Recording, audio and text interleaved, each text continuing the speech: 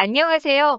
오늘은 소고기 대국에 대항해서 되겠냐? 엄청난 고통을 주겠다. 중국 특혜 법안 국적법 반대 청원 25만 명이라는 소식을 전해드리겠습니다.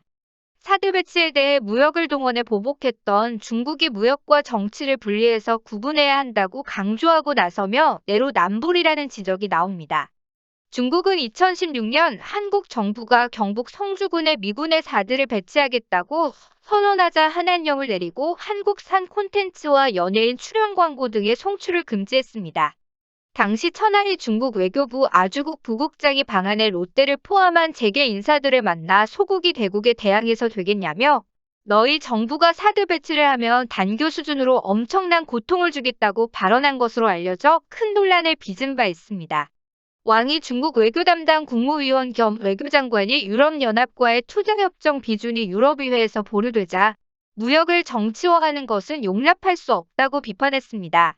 앞서 2016년 한국의 사드 배치에 반발해 역 보복 조치를 감행한 중국이 5년 뒤 이유에 대해서는 정반대의 입장을 보인 것입니다. 중국 외교부는 26일 왕 장관이 전날 미넨 안보회 화상 연설에서 무역 문제를 정치적인 문제로 바꾸려는 일부 사람들의 시도는 용납될 수 없으며 아무 곳에도 이끌 수 없을 것이라며 이같이 말했다고 밝혔습니다. 왕 장관은 정치적 대립과 경제적 디커플링을 부추기는 행위는 이후의 이익에 도움이 되지 않을 것이라며 중국은 이유를 경쟁국이 아닌 파트너로 보고 있다.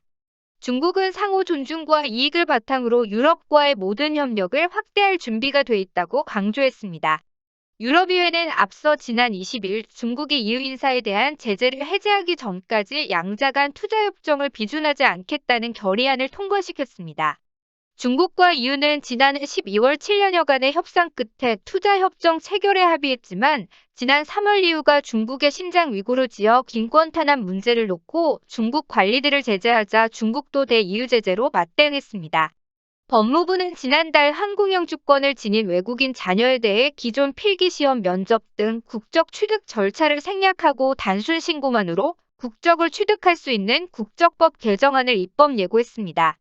2020년 기준 이 법안 대상자는 총 3,930명이고 이 중 중국인이 3,725명으로 94.8%를 차지합니다. 이 때문에 일각에서는 사실상 중국인 이중국적 허가법이라며 이들의 비중이 커질수록 국내 정치가 친중으로 흐를 우려가 있다며 개정안을 반대하고 있습니다. 법무부는 26일 유튜브 생중계를 통해 국적법 개정안 관련 온라인 공청회를 개최했습니다. 국민 여론을 충분히 수렴하겠다는 취지입니다. 공청회에 참석한 패널들은 개정안이 인종차별을 개선하고 저출산 고령화 사회에 대한 해법이 될 수 있다고 주장했습니다. 하지만 많은 네티즌들은 중국인 원정 출산을 장려하는 정책 중국인들이 복지 혜택만 누리고 성인이 되면 본국으로 돌아갈 것이라고 비판했습니다. 나라를 팔아먹는 일, 한국이 중국의 속국이 될 수 있다고 주장하는 이들도 있었습니다. 개정안을 철회해달라고 요구하는 국민청원은 같은 날 서명인이 20만 명을 넘기면서 답변 요건을 충족했습니다.